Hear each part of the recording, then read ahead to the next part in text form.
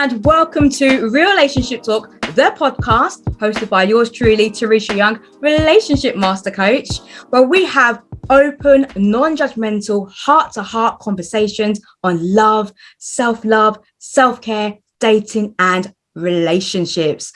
And for today's episode, I am being joined by the phenomenal Christallin Johnson. Welcome. Hi, Teresha. Hello, welcome to today's episode. Now, everybody, Christallin is an ordained minister, chaplain, and lifestyle coach. She is the owner of Lifespan Wellness Coaching and holds degrees in psychology, pastoral counseling, and that reflects her interest in providing help and encouragement from a Christian perspective. Again, welcome so much to the show. It's a pleasure and honor to have you here. Now, Christallin, I would love for you, because that's only a short bio, that's only a little bit of a teaser. I would love for you to tell everybody who's listening a bit more about yourself and what you do. So any key highlights about your life journey and career path that led you to doing what you do? Oh my gosh, Teresha. You know, I could talk forever, and we don't have that much time. But I'd love to hear. Thank you very much for having me on your show. I really appreciate it. It's an honor because I think you are just starting this series. I am indeed. Yeah, so I'm so glad that you asked me to come on. So I'll tell you a little bit about my journey, since you put it that way. I am 61 years old. So I'm going to go back way back. Okay. When I was about 26, okay, I became a born again Christian, and I had not been to college up until that time. So when I came to Christ, I asked him, Lord, what am I going to do now? What would you have me do? He said, go to college. So I got married and I had a baby. And I didn't actually start college until I was 33. So I call myself a late bloomer. Okay. So I always knew that what I wanted to do was to help people, because I had a previous career in cosmetology and aesthetics. So I enjoyed helping people feel beautiful about themselves and encouraging them. And it just kind of took on another form because I wanted to be a counselor. So I went through my psychology degree, I went through my master's degree. And when you get to that point, that's when you kind of have to decide exactly what you want to do. I found it a little bit too rigid to work within the parameters of what a counselor would do in the state of Michigan. Okay. They have all kind of laws and requirements and whatnot. And I just didn't want to do that. Basically. Okay. So I started to investigate life coaching because I thought with my personality, that would be a better fit for me.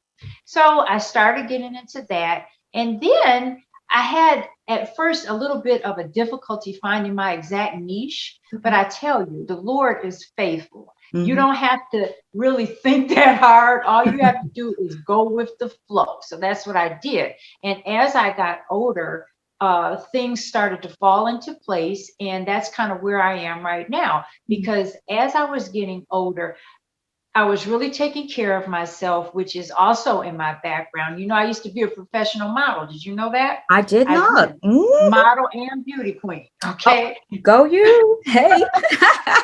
And we can quite clearly, for those who are watching this on YouTube, we can see why.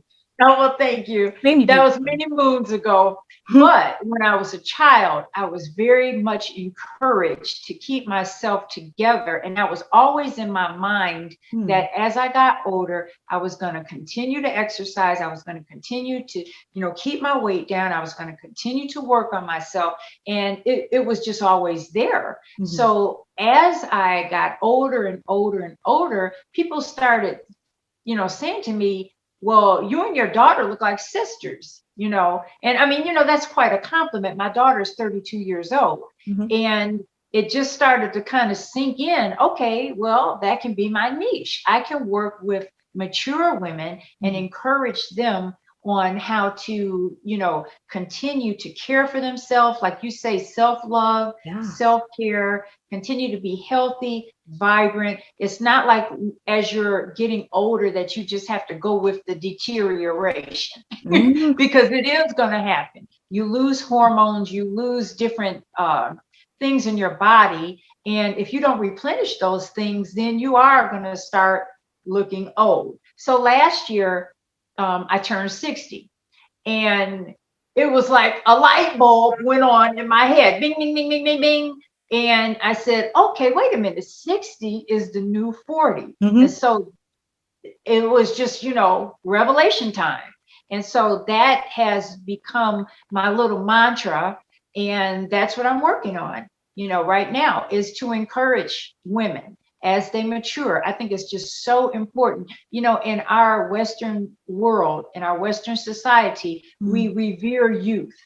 Whereas in other societies, like in Asia and Africa, they revere their elders. Mm-hmm. This is the exact opposite. See, Yeah. so after you get a certain age, you don't really count anymore. And I'm saying, no, not only do I count, but I still have wisdom. I'm even better than I was when I was younger, because I have wisdom, I have maturity, I have lessons to give to the younger women and the younger girls coming up. So I'm just excited. Okay. Yeah. I'm just excited about it. So yeah, that is my brand right now. 60 is the new 40. I'm 61 right now, and I'm just putting things together. I have a book in the works. It's called Congratulations. Thank you very much. It's called 60 is the New 40, Growing with Christ into Your God-Given Maturity. And then I have a funny little ebook that I'm working on right now, and it's based on some cards that I've been making over the years. It's called The Wise Woman's Rules for Life. Wow. Okay. Wow. That sounds like it's going to be phenomenal. Are they going to be pocket cards that you, Pardon me? are they going to be like, so it's an ebook, is it? An ebook? It's an ebook, but Okay. you don't know, I don't know where to go from there. I was just telling my husband that things, there are things that I need to get together. I started my YouTube channel, but now I have to have a website, to tie together. And I'm trying to do everything at once. You know how it is. I know how it is, but you know what? Yeah. You don't have to see the whole staircase. You just have to take each step at a time. And that's exactly what you're doing. You're just opening up and taking one step at a time and seeing where that takes you. Exactly. Yeah. So that's what I'm doing right now. I'm taking one step at a time. I'm trying to get myself firmly established as that lifestyle coach for mature women. I absolutely love that. I would love for you to tell me, because we've spoken about 60 being the new 40, you've had some amazing compliments about how youthful you look as well. And I think that's absolutely great. And there's also that inner beauty as well, isn't it? That we all hold. And I would imagine that inner beauty is linked to mindset. Absolutely. And also maybe a little bit of the psychology that you have experience on. So can you tell us a little bit about the mindset of a 60-year-old? Is there some misconceptions? Yes, absolutely. I'll tell you, my mindset is that I was going to stay youthful until I drop dead. Okay, that's my mindset. Yep. All right. And it's not about the visage that we see. It's how you feel in your heart. Okay. It's always learning. It's not thinking that someone younger can tell you something. Have you seen that, where a young person is trying to put forth an idea and the older person will say, you can't tell me anything. Yeah. Or, I've been there, I've done that. That is the wrong, totally wrong mindset to have. I'm always learning. Yeah. Every day I learn something new. So that is part of my mindset. I'm always open to ideas. And in that way, I can stay fresh. I can stay with that youthful mindset. The other thing is, as far as spirituality goes, when you have a relationship with God, He is always there. And that's in my mind too. I'll never, I mean, I might get frustrated, I might get depressed, but I'm always able to come out of it. We as people in general, we have to have a relationship with our higher power that keeps us going. Okay. Yeah. So my mindset is also that I'm always moving. You Mm-hmm. know, people get older. I want to say it like that. People become older and all they do is look at TV all day, you Mm-hmm. know, and that's unfortunate because once you do that, your whole body just kind of settles down, you know, and you do go into that kind of old feeling. Mm-hmm. I don't feel old, you Yeah. know. I tell you, I've had some problems with my shoulders lately, you know, that I'm gonna have to take care of, but I just don't feel old. And Mm-hmm. that is coming from the inside, you Yeah. know, and from the way I learn things, the way I look at life, it's like it's always something new. And I look for new things. Mm-hmm. And another a funny thing that I came up with when my daughter was a little girl is have fun in life. You Yes. know, life is not the grave. You know, we shouldn't be working ourselves into the ground. I see so many like posts on social media where people are talking about we got to grind, we got to do Mm-hmm. this, that, and the other. And you just said it a minute ago, taking one step at a time. Yeah. You know, that is not my mindset. I Mm. want to have some fun. I don't care what it is. I want to go to the restaurant. I want to go to the mall. I just want to look outside at the beautiful nature. Just Mm. have fun. Play some Yeah. games. Yeah. That's that mindset that I have. That's a beautiful mindset to have, because I remember, many, many years ago when I first started a network marketing business, actually. And a lot of the ethos was about grind, go Yeah, hard, don't eat, don't sleep. exactly. You don't have time for this. And it really exhausted me, because that is not how I generally work. I am somebody who likes to work by flow and not by force. And it felt very forceful. I was out of alignment, and I just was like very, very spaced out, I would say. I wasn't Exactly. taking that time for me. And over the years of getting to know myself better and knowing what works for me, I now work in flow. I Right. make sure that I have that work life balance, harmony, that I'm having fun, that I can take time for me, spending time with family and friends. All of those things that really matter. And sometimes I don't think that we are educated at a young age about that, about Mhm. lifestyle, at a young age. What do you think about that? Well, you just said it. As I got older, Mm, people kind of dread getting older, but you find out more about yourself. You find mhm. out about who you are, and some people might be telling you do this, do that, right? But you get to a point where you know who you are, Yeah. and then you can do life your way. Yeah.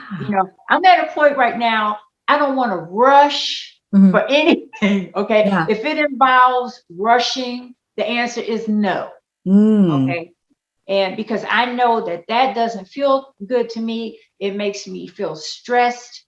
So, the more we learn about ourselves, the easier it is for us to get on in life. And, it's funny because it just happens as we mature. Yes. No, go ahead. Yeah. No, It I was just happened. saying, my daughter is 32 Mhm, and she is just now starting to get to that point. And mhm, she has two businesses. And well, yeah, she works and she has a business, right? But she is mature for her age. And she is at that point where if you don't want to make an appointment or whatever, bye. mhm. See, Yeah. she got here a lot faster than I did, fortunately. But I'm there now. I want to do things on my time. And, you know, otherwise, it's just too stressful. And I don't want to Mm. be stressed. I want to be happy. I want to be, I want to be an encouragement Yes. and encourager. When I was in my bachelor degree, I had a professor and he said that I was the chief exhorter. And I am. Yeah. I want to make you feel good. I Mhm. want to say nice things about you. And I want to see what you're doing that I can grasp hold of.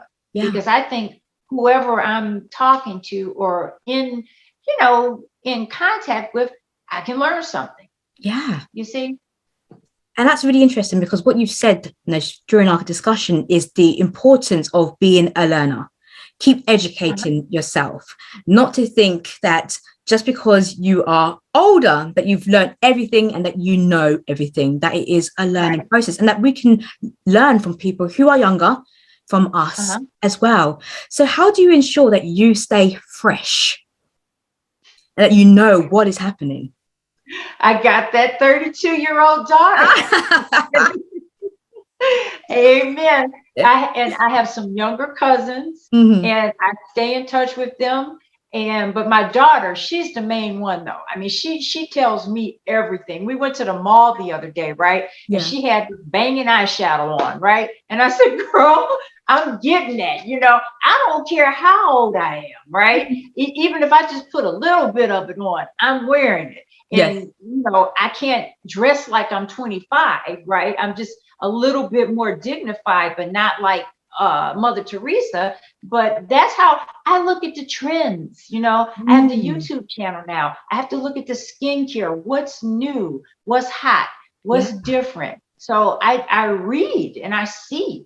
I look at other women. I look at what's going on in the world around me, and I see what's fresh. And then I pick out the things that I like, and I think that, would work well with me. So that's what I do to stay fresh. I look at you, Teresha. You looking good. Thank you very much. Thank you very much. And nobody, because I'm 38, so I'm approaching 40. And I get a lot of people saying to me, but you don't look that age. I thought that you were in the 20s or early 30s. And especially when you came on, when I first saw you, I said, wait a minute. You do. Not saying that there's something wrong with being 38, though, but I wouldn't guess that. And you have your hair blonded and everything. It looks gorgeous, So, next time you see me, my hair might be like that. We're already, for those who are watching on YouTube, we didn't even realize how synchronized we are. And we're both wearing navy blue. We've got similar backgrounds as well. It's like it was just meant to be this conversation today. Exactly. So I love what you're saying there. So in terms of, we're talking about the 60 is the new 40. Are there any do's and don'ts that you would say for people at the age of 60? Okay, let me drink my water. We also have very similar tumblers as well. Okay. Do's and don'ts. I think I touched on them.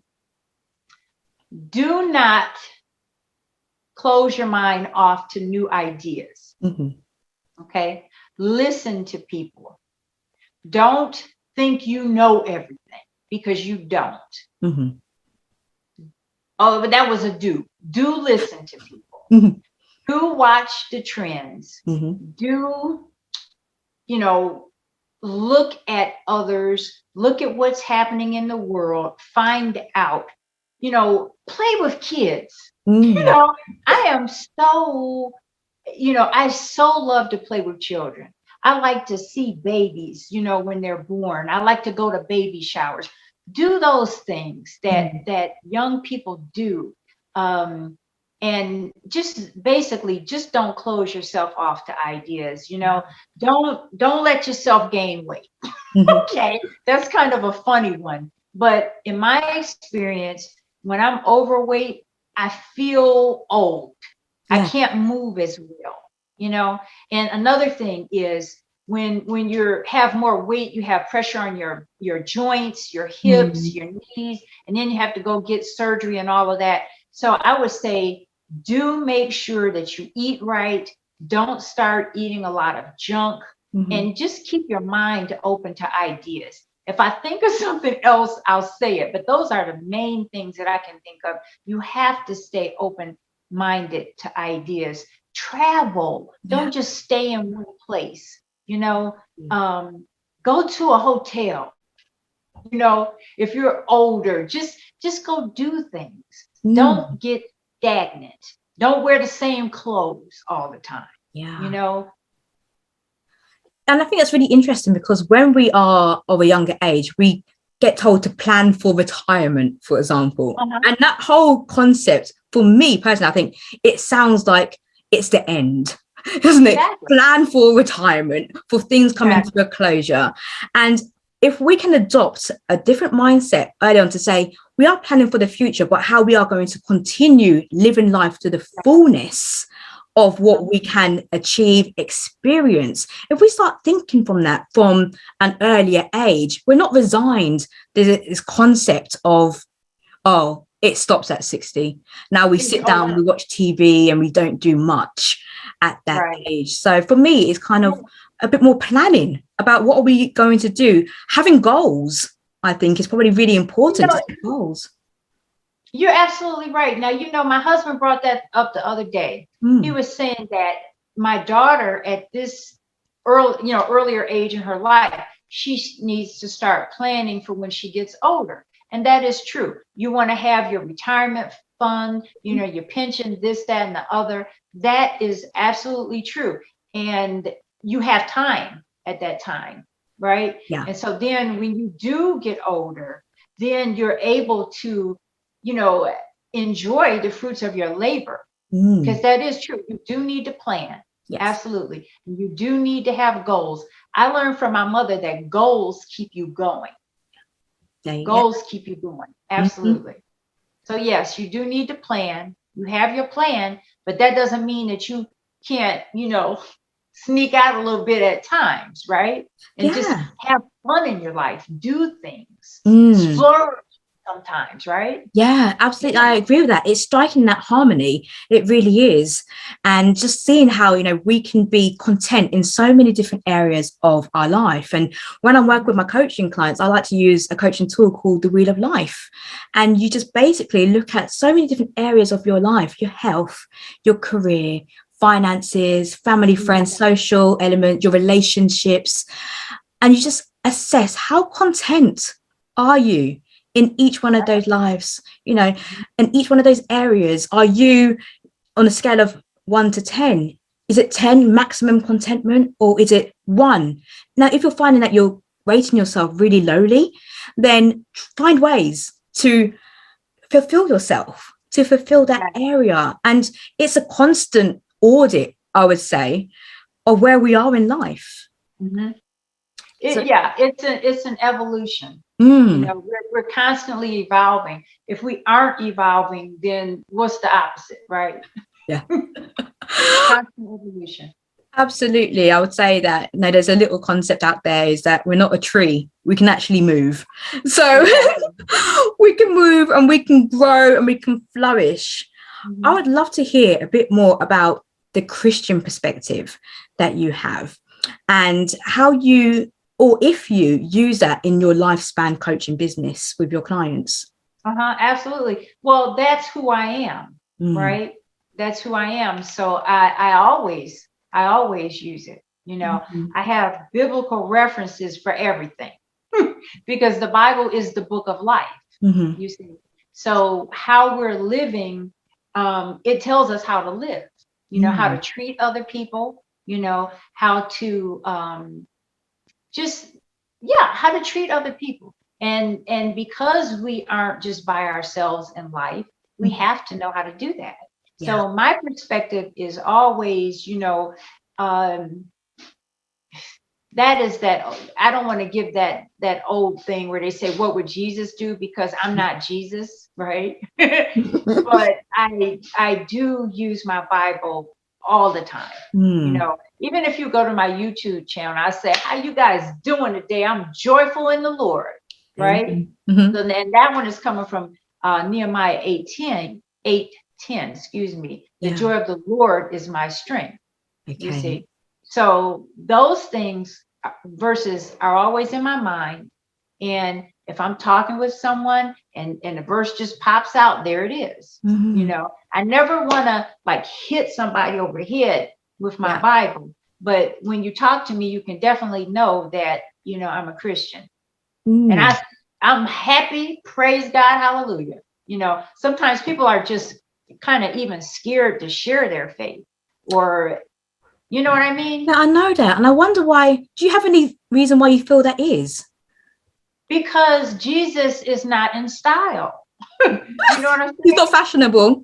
No, seriously. If you notice, there's a certain political correctness that is pervasive right now. And, you know, this, I'll tell you something funny that happened to me. In my last position as a chaplain, Yeah.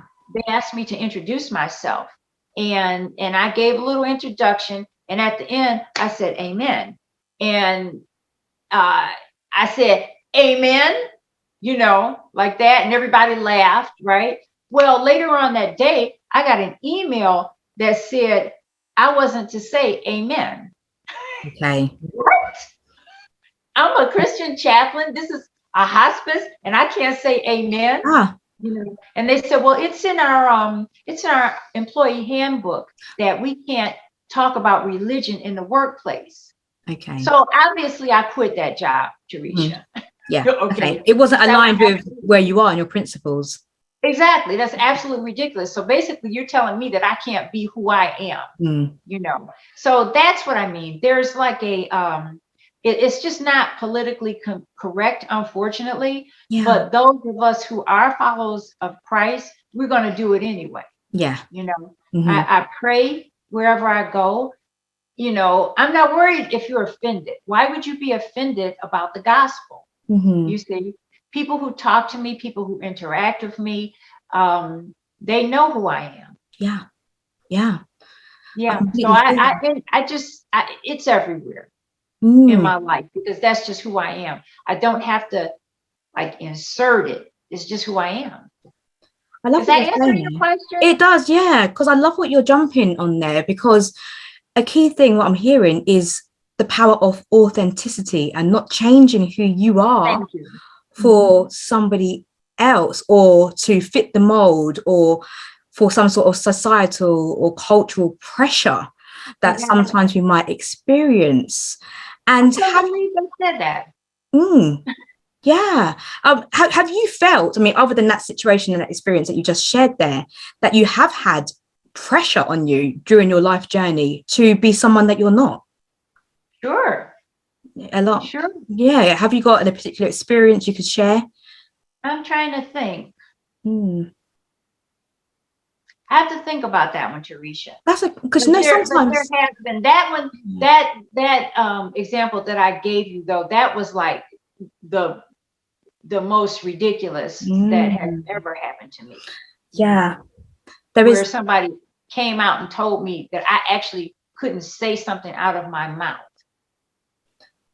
And sometimes we find when it comes to our relationships, because maybe we can just pull this into a relationship angle and context, is that we don't always show up as who we want to be in a relationship. And that can be for so many reasons why. And it could be patterns of behavior from the past. It could be that you don't feel comfortable with a partner to be able to speak your truth and be your authentic self. So I would love to hear some experiences that you've had, or maybe one experience, whatever you feel comfortable sharing, in terms of dating and relationships and how you have found those experiences. You know, fortunately, I did not, well, fortunately, I'm saying it like this. I didn't become a Christian until I was about 26 years old, right? So before that, that's just a whole other life. Okay. That's just a whole other life. Part that. A whole other person. I'm a new creature in Christ from that time forward, you see. Yeah. So from that time forward, I was just so filled with the Lord that it didn't matter. Okay. If you were going to be with me, that's how I am. I was not changing that because it is about authenticity. If someone doesn't like you the way you are, then they need to move on and get somebody that they feel more comfortable with. That's the way I felt. Yeah. You see. So I just, I never tried to change myself. I'm in my second marriage right now, but in my first marriage, it was the same way, you know, and I never had a problem with it. You know, as a matter of fact, I think that lifts my husband up the way I am, you know? Yeah. And the way we are, and it's the process of acceptance and accepting somebody for who they are, where they are right in that moment. Because quite often we can want somebody to change for whatever reason that might be. And it's just understanding why it is, because that person might not want to change. And it does really depend upon really, what are the behaviors that are causing concern or something like that. You mean the other person when you're coming into a relationship, right? Yes. Yeah, usually when you're coming in or you start a new relationship or dating experience, of course, you can fall absolutely in love with that person where they are. And then over time, certain things start to pop up in that relationship and you think, oh, I don't like that type of behavior, or wouldn't it be better if that? And sometimes we're so quick to fulfill the other person's need or their requirement, but then we lose ourselves along the way. And I'm not sure whether you experienced that personally, or if with your coaching clients, whether you have conversations with them where they feel that they can't speak up in a relationship. Sure. We're going to go right back to what you said before. It's all about authenticity. Okay. If you can't be who you are around other people or around the person that you want to have a relationship, that ought to be a red flag.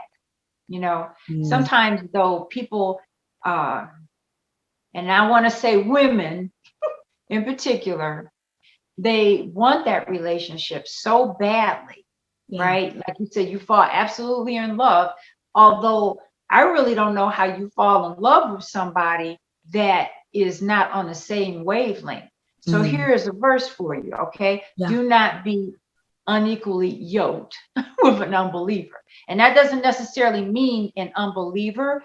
For other people, it means that you cannot be with somebody who isn't like you. Okay. If there are too many differences, you can't do it. It's just not going to work, because either one or the other or both of you are going to feel so much pressure to conform to the other person's way of being that you end up losing yourself.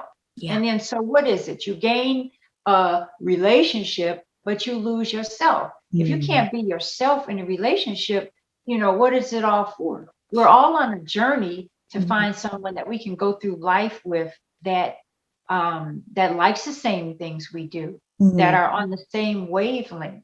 We're walking down the same road. You can't walk down that road with somebody who isn't like you. It's very, very difficult, and you can't change them, and they can't change you. That's really, really powerful what you say there, and working together and walking along that path together. I always say that you can split the word relationship into two. You've got the first part being relation, so the way that you relate to each other. Then you've got the ship. You have to be sailing that same ship. Oh, amen. That's right. Amen. Going in the same direction to the same destination. That's what the ship part is of that relationship. And the importance of being able to be yourself and be authentic and to sell that ship. Because yes, there will be differences when it comes to relationships, because we're different people and we're always growing and changing. But one of the key things for compatibility is to have those shared values, those shared interests and those shared hobbies as well. There will be different hobbies, but then also is that togetherness, which is so key when it comes to relationships. Have you got, because you mentioned that you are in your second marriage right now, so have you got any key ingredients for having a healthy, loving relationship?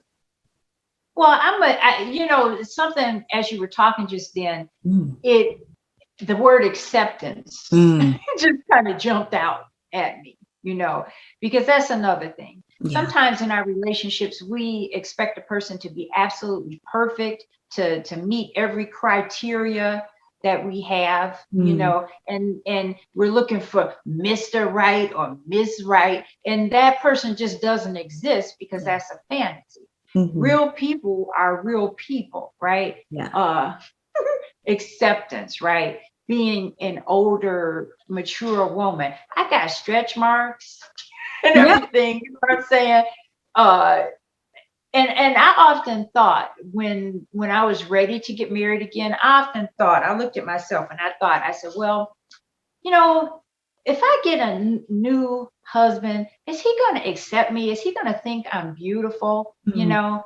And then I got to a point where I said, well, whatever, because if he doesn't, that's probably not the man for me. Yeah. So it's a process of getting to know yourself, what you will accept.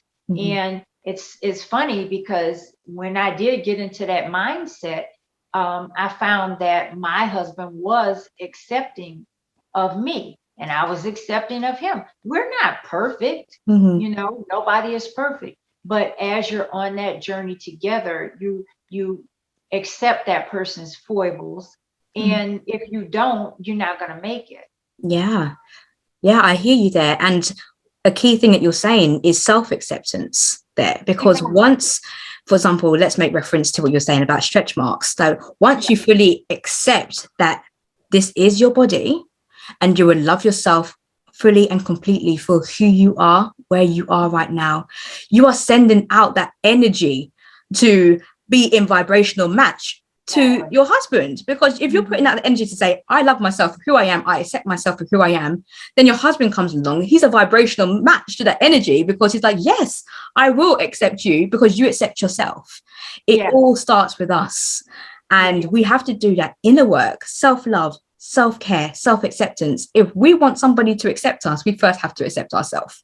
If we want somebody to Exactly. love us, we first have to love ourselves as Mhm. well. If you want somebody who, for example, has a religious background, because you have a religious background, then you have to be practicing that and sending out that intention for that to come your way. I do feel it's all about the intentions that we set for ourselves. Okay. Okay. So I was single for about 10 years, right? Mm-hmm. And Mm-hmm. I got to the point where I was saying, well, shoot, I really want to, get married again. I really want to get married again. I'm ready to get married. Mm. Okay. And I had friends around me and they're all giving me advice. Oh, go online, meet someone online. And I said, I really wouldn't rather do that. I really would like to meet someone just in my natural environment, Yeah. right? So at that time, I was going for ministerial training and we would meet every week. And I would tell my pastor and I would tell the other people, I said, I really want to get married. Would you guys pray for me? Right. Mm. And they started praying for me. And I started praying. I said, I really want to meet somebody at church. And actually, I had been saying that before I joined that church. Okay. But I said, I really want to meet someone at church because at least then I have a halfway chance Mm. of finding someone who is, a Christian as well. Yeah. Sure enough, Teresha, we had a movie at our church on New Year's Eve. Mm. What year was that? 2018, I believe. And I was there helping. I was the greeter at the door. And I opened the door to this one very handsome man. And guess who that is right now? Let me say, I'm going to take a guess. That's your husband right now, right? Yes, it is. Yes, it is. Beautiful. I greeted him at the door, and he had this beautiful silver hair, well, white and everything was Mhm. white hair. I said, look at here. Let me show him some hospitality. Yeah. And when I had to leave early that night, but in my heart and in my mind, I was thinking, I was like, wow, I hope he comes back, Mm. and he did. He came back and he joined our church, and about 9 months later, we got married. At first we just ignored each other. Yeah. I mean, we were nice to each other and everything, but I'm the minister. I'm sitting up here and he's sitting back here, Mm. right? But this is what the Lord does. He just brought us just like that till we Oh, were face to face. And I'm gonna tell you something. During that time, I was working on myself. yeah. Okay. I went to the police academy and I became a police chaplain. I became a hospice chaplain. And when I started feeling really good about myself and as a hospice chaplain, Yeah. I took him aside and I told him all about my new job and everything. And I mean, you could just feel it. And later on that day, I got a phone call from him. And Wow. that just began. He talked through my pastor at first, and Mhm. can I text you? Is it okay to text you? And then that's just how it started. And just the next thing was like a whirlwind, and we got married like 3 months later. And that's how the Lord works. Like you say, Mm. pray, set your intentions. This is what you want to happen. In the meantime, develop yourself. Yeah. Do the things that make you make you better as a person. I'm a service oriented person. Mhm. I like to work with people. I like to hold people up when they're down. So that's just me. Now, somebody else might want, have another thing that they do, Mhm. that they do very well. And as they develop themselves doing that thing, then that person that they're trying to attract is going to come. Yeah. You know, we can't just sit and say, oh my gosh, I want a relationship. Let me hop online. You know, it just, that's not the real world. It Mhm. may be for some people, okay, but for me, that just wasn't the real world. I had to be out and about doing the things that I do, Yeah. and And that's that's what. key because you set your intention and you set your needs and your wants and your preferences. So your intention was not to meet somebody online. Your intention was to meet somebody in a natural environment. Your Exactly. intention was to meet somebody within the church as well. You set your intentions, you did the prayer, and that's what you attracted. But then also you continue to work on yourself. You Mhm. didn't just sit there waiting for somebody to just show up on your doorstep and you haven't actually done the work and you're just being stale. You continue to live a vibrant life. Yeah, I And took my time as a single woman to do some of the things that had been, like on the back burner. I mm, had always wanted to be a chaplain, like from the time I had graduated, yeah, and I just didn't get around to it. mm, Life was happening. But at this particular time, I said, I'm going to go for what I want to do. And mm, it just was a very, very enriching experience that I loved a lot. I mean, it's women out there, and I'm talking to them right now. They have things that they have put on the back burner, yeah, while they're searching for that certain someone. Don't do that. Whatever it is that you want to do it, because mm, that's how you're going to find that person that you're looking for, yeah, by doing you. Is absolutely. that a cliche? It might be a cliche, but it's the truth. You It have to sounds do like it. you. Yeah, do you? Absolutely. And it will happen often case when you least expect it. And Mhm. there are people who definitely do meet people online, but they have got themselves into that vibrational match to meet that person online. They set the intention, but they're still doing the work on themselves. And that's what is absolutely key. And what I also really love about your story, Christallin, is that you met your husband over the age of 40. Oh yeah. And some people are so worried about meeting somebody because they think that they won't be able to meet them over the age of 40.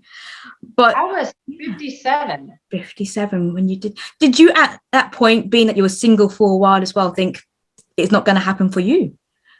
I didn't think that, but what used to happen is that younger guys would always approach me, Hmm. right?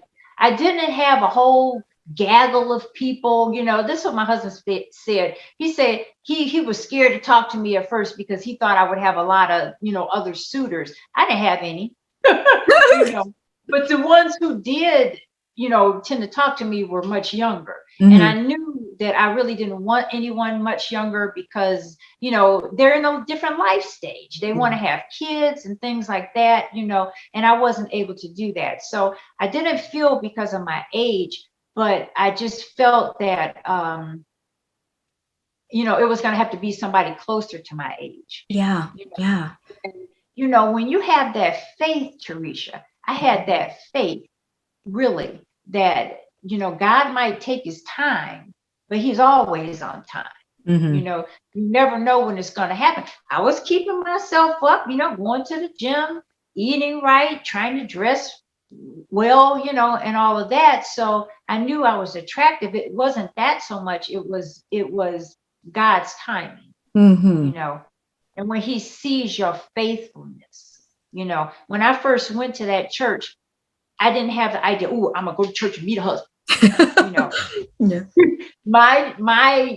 my reason to go there was to worship, number one, Mm. and then I had been made a minister, number two. So those things were important to me. Yeah. You know, I cannot stress it enough how we have to do things that are important to us. Mm. Volunteer. You know, if you like working with animals, whatever you like to do that. Yeah. Mhm. Yeah. I hear, and so much of what you are saying is the importance of filling yourself up, filling up your cup first. Yes. And then when we are able to fill ourselves up, fill up our own cup, we can give so much more to other people, to our passions, to volunteering, to another person who comes into your life to complement you, not to complete you, because I always say that we are already whole, we are already complete as a person, but somebody can come and complement you, and you can share that experience with that person who comes into your life.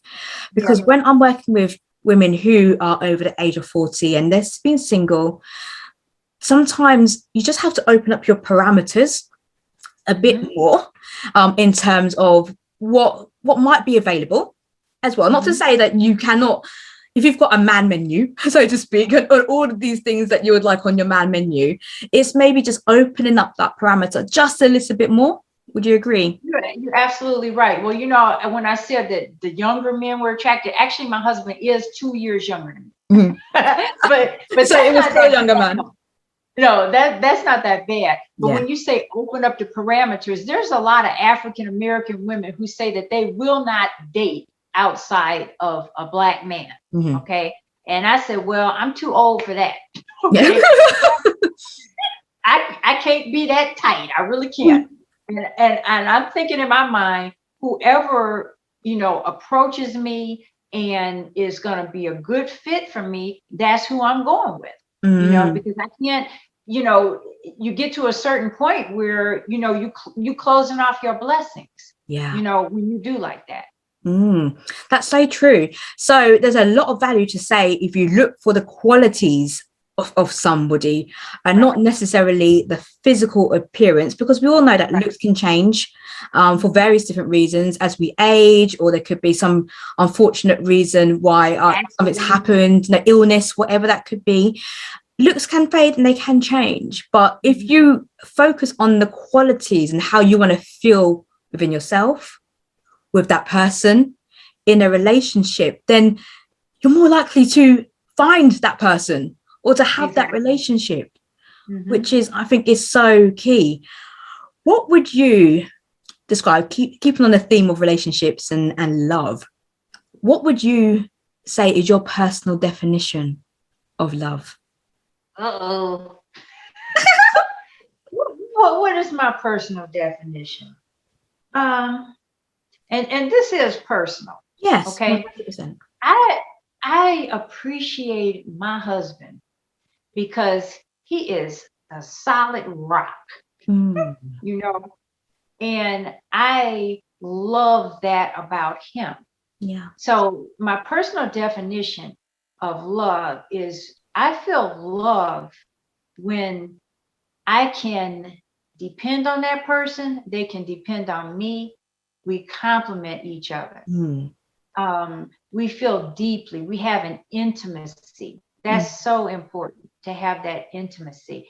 I can talk to him about things. He can talk to me about things. Sometimes we have to think, well, do I really want to say that or something like that? But basically, it's that person that you can talk to, that person who is there for me and I'm there for him. That to me is love. It's not like all, hearts and roses and flowers. My definition of love is a little bit more practical.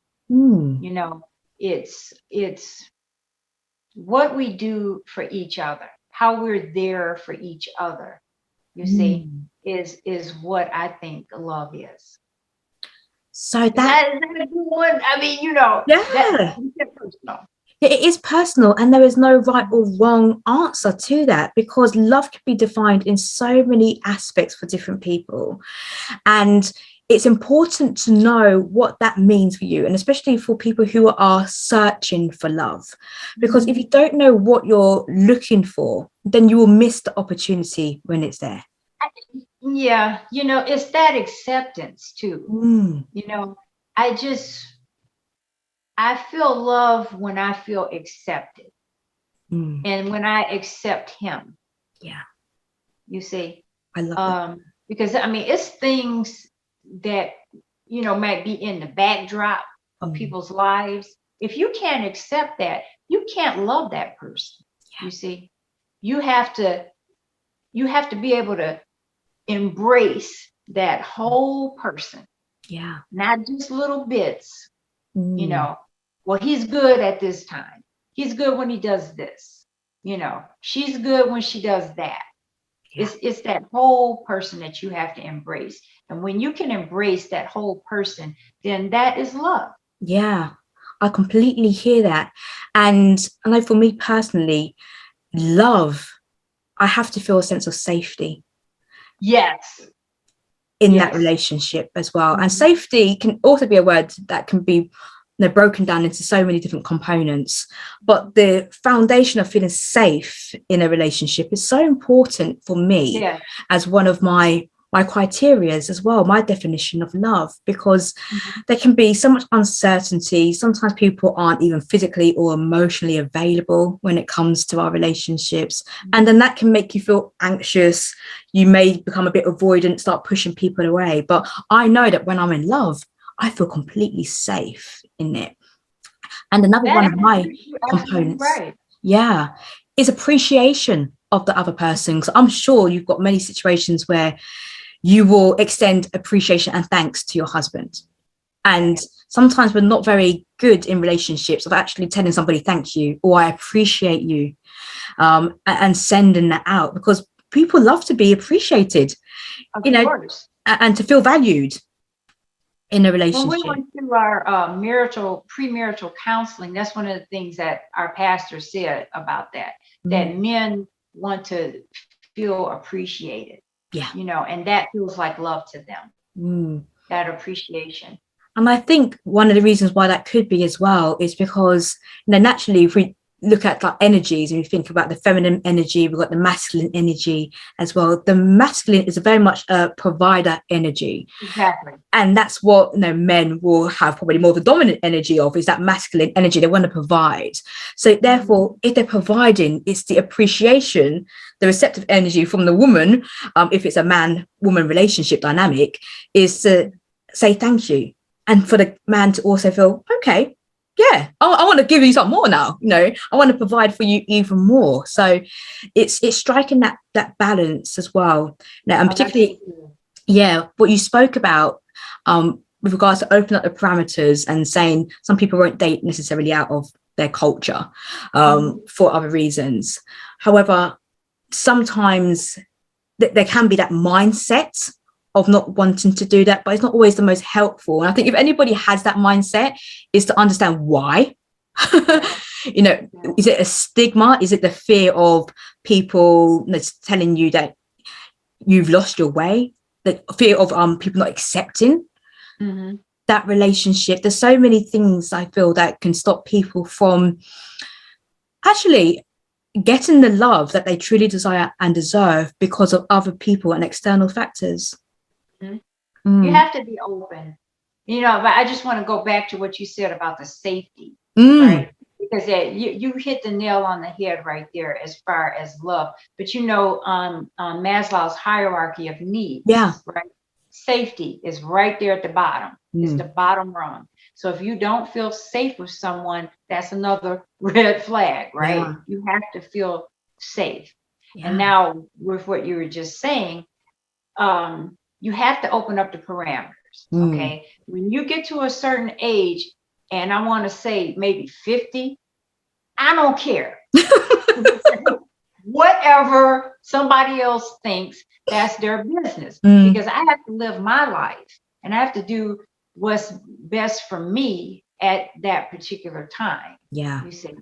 And so you have to open up. You have to open up. You cannot be that rigid where you don't even look somewhere, because it's plenty of people around, but you just have to look. You have to open it up. I'm gonna tell you something funny too. Yeah. I'm 5'9". My husband is 5'6", right?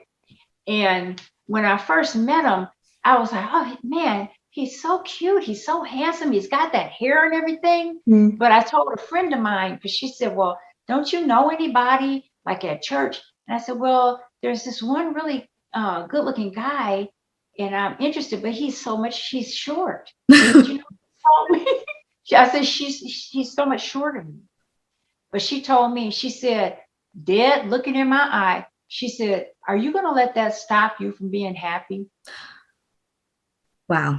And I had to think about it. And I guess I thought about it for quite a long time. But then when I became a chaplain, because I would always be talking with him, just not like dating or anything. But when I became a chaplain and I just really felt so good about myself, all of a sudden, for some reason, that didn't matter. And again, it's about self-love. If you love yourself, you don't put those harsh things on other people. They have to be, I'm 57 years old. All the NBA players, they married by now, right? So I'm going to get this nice looking, stable, yes, attractive, loving man. And it doesn't matter, it's funny because now the longer we get married, the more are equaling out. I think that's kind of like an emotional thing. And I think it's like that for both of us, Yeah. He'll come up to me and he'll say, well, see, you're not so tall, but that's a funny thing. Yeah. But I know people who will just remain rigid in that mindset and say, oh, well, this is a black guy, this is a white guy, this is an Asian. Oh, he's too short, he's too tall, whatever. And then they miss out on love. I think that is the wisest thing that my friend said to me. She said, are you gonna let that stop you from being happy? And I thought about it and I said, nope. Yeah. Not at all. Exactly. And now look where you are. You're in a very happy, loving marriage with that said person. Yeah. And imagine being here right now, looking back on reflection and thinking you could still have been single for all you know, because the person who was your person was staring you right in your face. Exactly. And that is... God brought him to my church. He brought him to the door. Okay. He brought him right to the door. And it's funny because he came there to meet someone else, but the other person was late. Excuse me. The other person was late, right? And so while she was late, I moved in. Okay. you got your opportunity. Exactly. I said, well, I'm going to move in. I'm going to show him some hospitality. And we went and ate chocolate cake together. And he pulled out his wallet and he had his cat pictures. And I pulled out my phone and I had my cat pictures. Can you believe that he had 3 cats? I had 3 cats. Is that God or what? It's hard to meet somebody who even likes a cat, a man who likes a cat. And he had 3 and I had 3. Yes. So this is what I'm saying. When you open up those parameters and you just open up, keep your mind open, right? You don't know what's going to happen. Because this God is at work all the time. He might just be waiting for you to get a clue as to how he's working. Yeah. You see. Don't miss the signs. Notice the signs and the synchronicities that are there. Sometimes they're staring us right in the face. And I have to say, you have such a wonderful friend for asking you that question. Because again, that could have been a major blockage to your happiness. And so it's really good that you were able to have that and, to witness that and process it and think, no, it's not going to stop my happiness. No, and now look where you are right now. He had a house already that he had been living in for 27 years, right? So I talked about stability. Yes. We talked about safety. He already had all of that. And here's another funny thing. Now, my friend that I told you who said that, actually, I used to work for her, and she is a psychiatrist, and she's married to a psychiatrist, right? And I was telling her, I was saying, you know what? I want to marry a doctor because I didn't get my PhD. So I said, I'm gonna be a doctor by proxy, right? My husband is a PhD. So just in your heart, God knows the desires of your heart. Yes. And the other thing is that my friend, being a psychiatrist, they know the questions to ask. Like coaches, we know the questions to ask. Yes. The answer is already there within the person, but for some reason, we doubt ourselves. Yeah.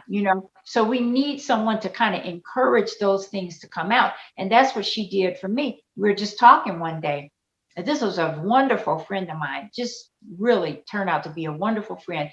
I told her that. She said, are you going to let that stop you from being happy? And she looked at me like that. She gave me that look. And I said, I have to think about it. Yeah. I'll get back about it. And I said, I need to start being more open. And then, of course, it was a process of months because I really wanted to get myself together to a point where I felt like I could be, an interesting person, and I could be doing some things and serving the way I wanted to serve. And then after that happened, just everything just, came into alignment. Yeah. So firstly, you had to say yes. And I think that's key. You said yes to this opening. And when you said yes to the opening, then you started to do things to better the situation even more so. I said, yes, thank you. I'm not going to let this stop my happiness. Come hither, come my way. And I'm going to make sure that I am the best version of myself for myself and also for the relationship. And I just love that. Being open, I think, is so key. Open and aware of what is being aware of what you can receive. There is so important. I think, that's true, because many times I think that we have a hard time finding a relationship because it's just so many criteria, and our criteria a lot of times is not realistic. I use that height example again. That was not, it wouldn't have been realistic for me at my age to be, most of the good men were already married. Even being the chaplain, as a police chaplain, when I went to the police academy, all the men were married. They're older and married, right? And so here I am in a situation where I'm older, looking for marriage. I wasn't looking for a boyfriend. And it's funny because I told my husband that we were talking one day out in the parking lot, and I said, I'm looking for a husband. Okay. Is that you? Exactly. And it's funny because he couldn't say anything. He was like, but I looked at him, right? I said, I'm looking for a husband. But he got the message loud and clear. That's another thing. You cannot, excuse me, I got hair in my eye. You cannot beat around the bush. When you're dating someone, you need to tell them upfront. A lot of women are scared to do that. They think it's going to chase the guy away. If that guy is not looking for the same thing, then toodaloo, nice having a date with you. God bless you. Have a nice life. Because you cannot take someone who isn't marriage minded or wanting to be together minded and make them into that person. You see, it's awareness, like you say. It is awareness, and it's being okay with stating what you want, what you need, what your ambitions are for a relationship at the start, because there's so many people who will plod along in a dating experience, and because they haven't communicated what their expectations are, they get to 6 months down the line and then they realize that they weren't sailing the same ship at all during that time. So I like that you said to him up front, I'm looking for marriage. Okay, I'm looking for a husband. If that's you, great. Let's talk. If it's not you, then goodbye. And it's funny because he went back and told his friend that I said that to him, and his friend had to tell him, well, I think she's interested. You know? Yeah, if you can't really between the lines, then yeah, I think she's giving you a hint. But he was in that same space too, though. Yes. You know, he was in the same space too. He wanted to be remarried, and you know, you have to be in alignment with the person. Yeah. You can't make up a false alignment, right? You can't make a wannabe alignment. Oh, I like him, I'm in alignment. No. Okay. And you know in your heart when you are. Yes. Right. Oh yeah, you absolutely feel it. You know that, and you will know when you're not in alignment and when it's bringing you more pain than actual joy. If you're getting more pain and frustration and annoyance from that dynamic, then you're not in alignment. Well, sorry, you probably are in alignment with whatever you are attracting, but that's not the alignment you want to be in with.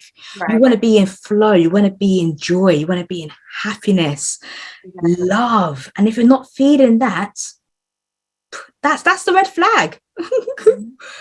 Spot the red flags when it comes to relationships, and don't let external pressures. I always say, you know, whose life are you living? Are you living somebody else's life? Somebody else's expectations, your family, your friends? So whose life are you living? Live your own life. This is your journey. We have this one life to make the most of it.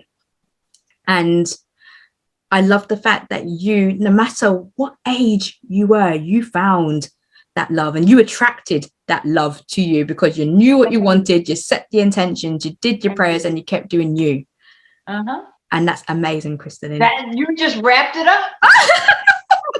You wrapped it up in a nutshell. That's it. All done. Oh, well, you know what? I've really, really enjoyed this conversation. You shared so much, and I know that the listeners are going to take so much away from this. I hope you have been taking notes if you have been listening to this or watching this.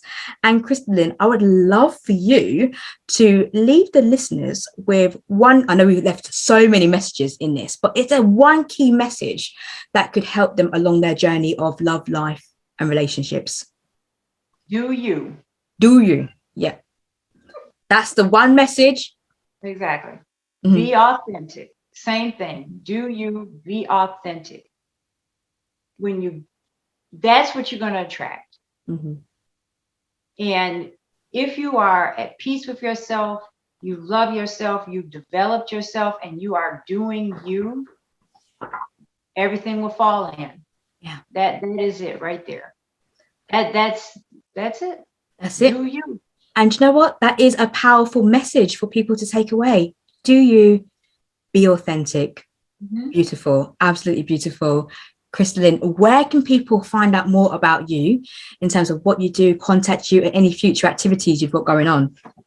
Okay, you're gonna put my social media. I will do. I'll drop all of the links there. Is there a preferred social media platform for them to contact you on? I'm on Instagram and Facebook, you know, pretty much all the time. But I'm also on YouTube at Lifespan Wellness and Beauty. 60 is the new 40.